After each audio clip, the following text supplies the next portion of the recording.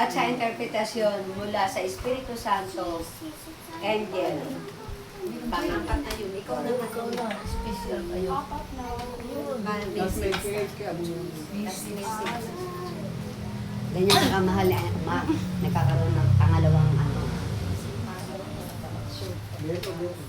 Ayun yung belo. Brother, papatay natin ako namin.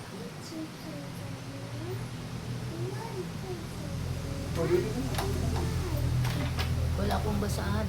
Kaming pahirang basahan eh. Ayan.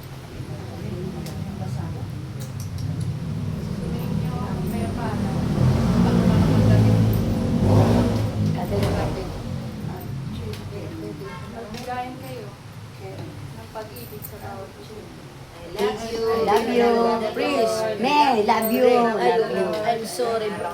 Ama, I'm sorry. Pagkat mo yung buwan, kaya araw ng mga puso, kung saan ako'y sumusuwa na pangibabaw ang pag-ibig ngayong buwan.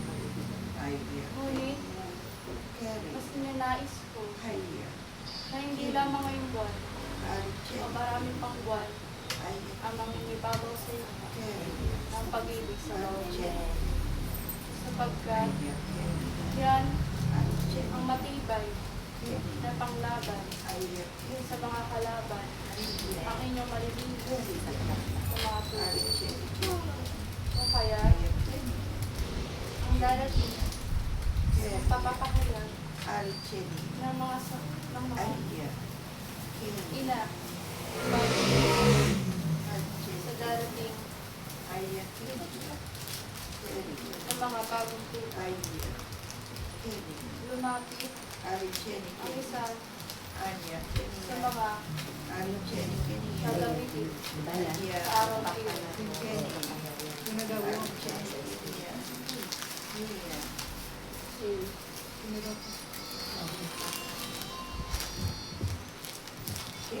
Saka ay ipaglaban sa mga matinding mga kabataan sa lugar na iyon.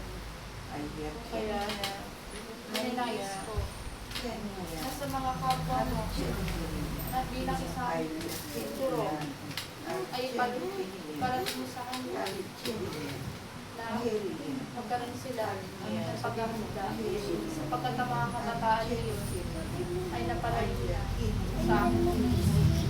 Kaya, ang napapalimutan na sa kanilang mga puso ay kadumihan at kasamaan. Bakit kayo mga ina? Kayo ang maglilinis sa araw na iyon. Na dinutusan ko na sabihin nito sa mga nagamitin na guro. Gawin nito bago kayo tumungo doon. Kayo ay maglilinis sa inyong katawan at gamitin mo ang aking binigay na mahiwaga salita sapagkat ang salita niyo ang magiging gabay at magiging proteksyon sa inyong tutunguhan dahil hindi lamang sa pag-ahati na mabuti balita maghahatid din kayo ng kadilisan sa lugar na iyon. Mabalik kayo ay aking pinaghahanda. Pero ipalaganap ko ang aking mensahe kung alam mo na dapat gawin bago kayo pumunta sa lugar na iyon. Salamat sa iyo.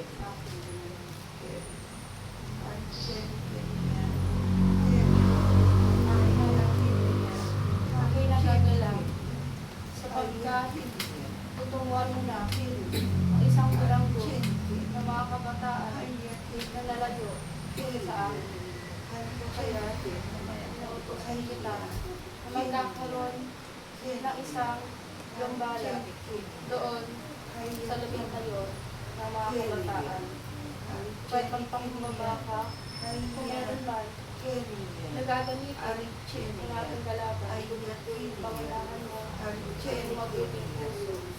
Kaya, hanggang hindi pa nangyayari ito, ay inuusan kita, nagabalahin ang mga sinubong puro sa araw ng iyon. Maghanda kayo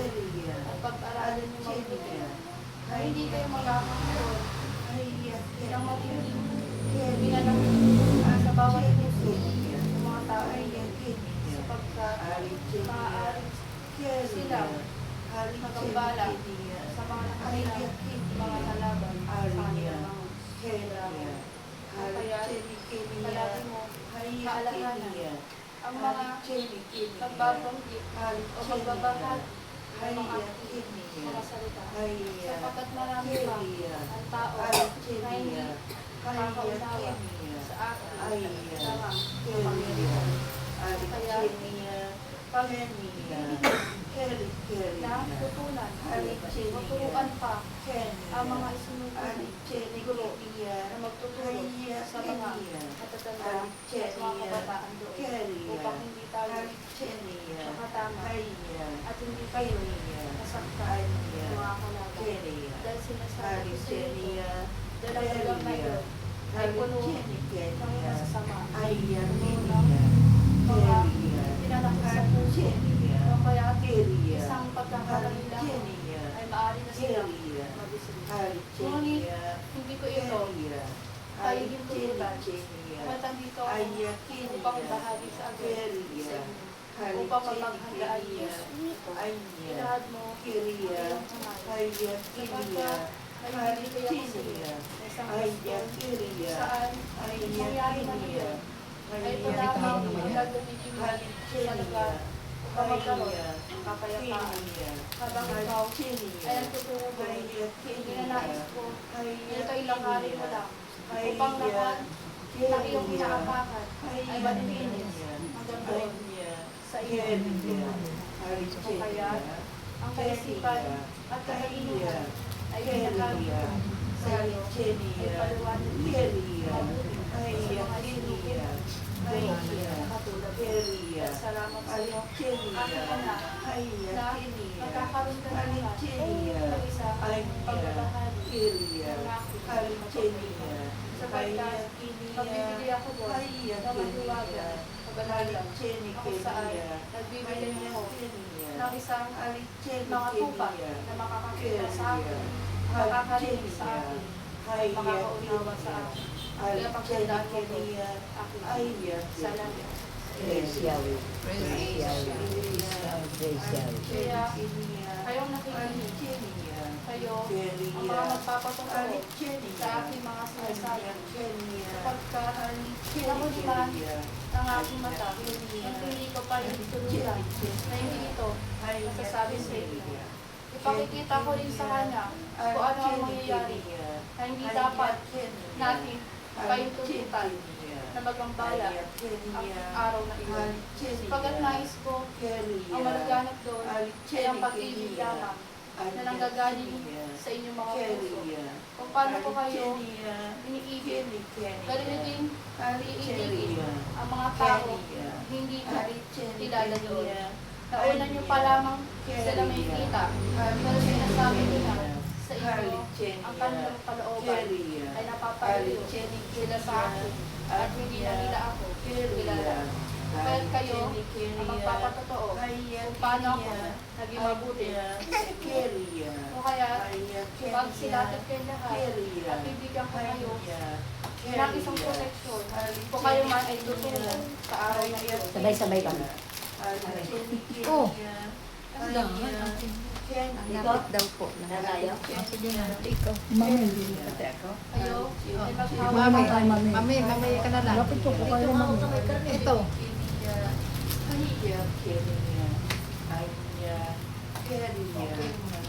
Hindi, hawak lang. kayo na lamang ang magiging instrumento sa mga kapatid nyo na wala rito. Alam ko, ang kanilang mga puso, ang kanilang mga tinig, ay nararamdaman nila ang kabanyalan na aking nakikita. Kasama niyo ang iyong Halika na. Dali. salamat sa iyo, aking anak. Sapagkat ngayon ka lamang patungo dito, ngunit pinaparamdaman niya sa iyo ang aking pag-ibig. Ganito, kung makikita kung gaano ako kabuti sa bawat o kaya nananais ko magpatuloy ka lang at nawa nagigisa ka na rin sa ina sa bawat isa. Sapagkat nakikita kita gabi-gabi na nagkasakripisyo, na nagtitinda sa kalsada. O kaya, ninanais ko na palagi kang tumungo sa aking mga gawain upang ikaw ay aking mabasbasan. Sapagkat marami akong nakikita sa iyo na nangyayari. Kaya dito ako para ikaw ay aking gabayan. Sapagkat ang lugar na iyong pinatitindahan ay maraming mga kabataan na samahan. Kung kaya, naiinagawat ako, ikaw ang aking gamitin sa lugar na yun. Kasama ng iyong ina nagbubungo dito na kapatid na nagtitinda rin sa kalsada na ito. Kaya't ikaw, Purgonya, palagi mo ito kasama sapagkat kinakaharap niya ang maraming kasamaan sa lugar na ito. At kailangan ako ang may kita mo na nagpupuos ng pag-ibig sa inyo lahat. Ang aking mga luha ay ibinubuhos ko sa iyo upang kayo mabilis at magkaroon ng kalakasan. Dahil ang mga yan ay babahagi mo rin sa mga kapatid na tutulong ko rin. O kaya, aking punong ito, pagmasdan mo ang aking ginagawa. Sapagkat, nais ko na maghanggang muna kayo sa tirahan ng aking sinugo. Doon kayo paglinis bago kayo tumungo sa paglalaban na ito na ibahagi nyo ang aking luha. Ilagay ito sa inyong mga kamay at ilagay nyo sa inyong mga puso. At kapag dumating na ang araw na bago kayo makipaglaban, itahin nyo sa loob na inyong mga kasamahan. Dahil sinasabi ko sa inyo, aking mga anak, konting pagkakamali lang ay marami lang magasing o magambala ang mga kalabang sa lugar na iyon. Kaya salamat sa inyo. Hindi ko man kayo tinitignan sa inyong edad dito sa lugar. Dahil sa aking paningin, kayo mga bata pa at marami pa kayo ipapalaganap ng mga lupa. Kaya po nagighan ang inyong mga edad. Dahil yan ay kaya kong gawin sa isang ilaw. Kaya kong palakasin ang inyong mga katawan. Kaya sa ibang tao ay tingin sa inyo ay matanda na. Kaya ko kayong pabatain sa pagsunod pa lamang sa akin. Ay hindi nyo pa lamang huliin ay akin ang ibibigay. Kaya pagtungo kayo, kayo ang aking sinusuyo. Pati na rin ang mga tao na wala dito nakasamahan ninyo. Ay ipatotoo nyo sa kanila. At kamarap kami ninyo ang bahay sa kanilang mga loob. Salamat, aking mga anak. Tulungo kayo upang sa inyong pagbuhay. Lahat ng inyong problema na sinasaisip ay iwan nyo na sa akin upang pagbuhay nyo sa inyong mga tirahan. Ang inyong mga puso at isip ay malinis na at wala na sa balang loob o kinakasama sapagkat ang lahat ng yan itatapon nyo sa dadagang kaya nais ko ang iuwi nyo ang aking kabutihan, ang aking mabuhay puso upang magpahatid sa inyong mga kasama sa inyong tirahan. Kapag tayo ng tirahan ay maliwanag na at lagi ko nakikita na hindi na maghirap pa ang kalaban. Salamat sa inyo. Sa aking ginagamit, alam ko ang iyong pakaramdam ay nararamdaman mo ang aking espiritu. Kung kaya ang aking kamay, ng aking mata, ay babahag ko sa loob. Pagkat darating ang araw, nakikita mo na ako sapagkat ang puso mo ay hindi na tulad noon nakasama. Ngayon, ang iyong puso ay aking namilinisin sapagkat darating ang araw na hindi ka pa mawawala sa mundo na ito. Dahil magkakaroon ako na magpapatotoo na makikita mo rin ako hindi lamang sa mata na ginagamit ko, kundi pati na rin ikaw na pinakikitaan ko ang pagsasakripisyo.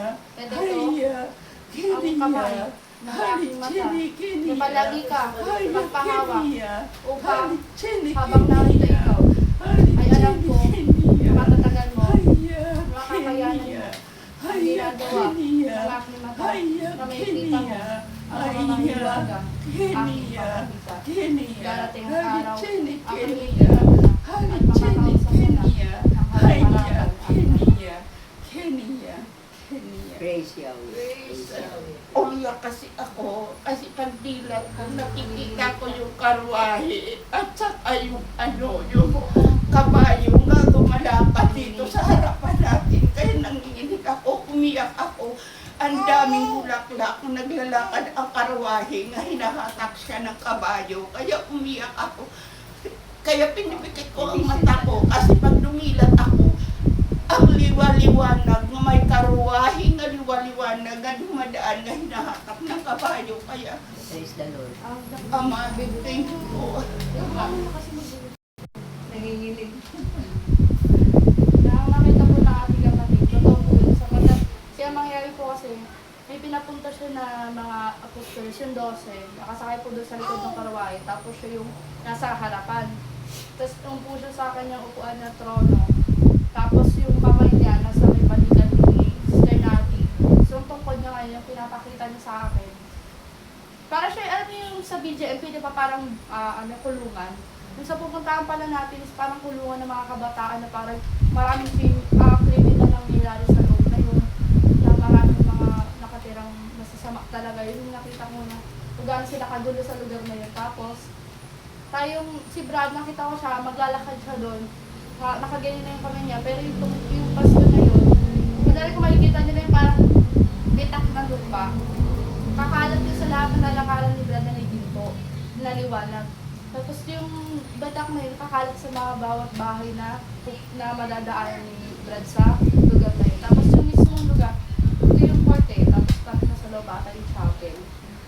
Sobrang dami ng labas nun, pero nung pumasok na yung tayong mga yung mangyawi, bila para sila sumisigaw na nabibingi sila, pero hindi nga natin sila parang pinapansin. Magkakaroon tayo ng dapat ng joyful na hindi lang isang beses. Kasi nakita ko sila, 3 beses ata na joyful. The more na kumakanta tayo, the more na sila umaalis ng mga nasasamang espiritu. Ayun yung kita ko. Tapos, saan ba yun? Sa natigla. Saan ba nabita? Dito ko sa phase 3. Hindi pa nakarating yan. Guide Ay, lang dito to. siya Kirlina. Hindi pa nakarating yan. Phase 3. Lalakad tayo dyan. Tapos sister natin, yung kamay ko kasi, bigla na lang inanungi ang mangyari, ginanong na sa noo ko. Parang yung sa mata ko may dumaloy dito na ugat, sinano sa noo niya.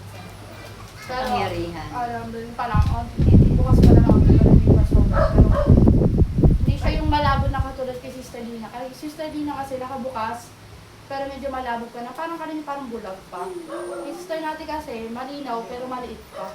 Yun yung Doon pinagkakaiba. ako umiyak kanina yung kinalihan. Hindi ka ba Kasi pag pinubukas ko yung mata ko, ang liwa-liwanag Kaya na dapat puno bubuksan mo ng lang. nga may karwahe na hinahatak ng kabayo. Kaya nanginginig ako nanginginig ako, hindi ko maintindihan. Totoo ba to ang nakikita ko? O ano ba to ang nakikita ko?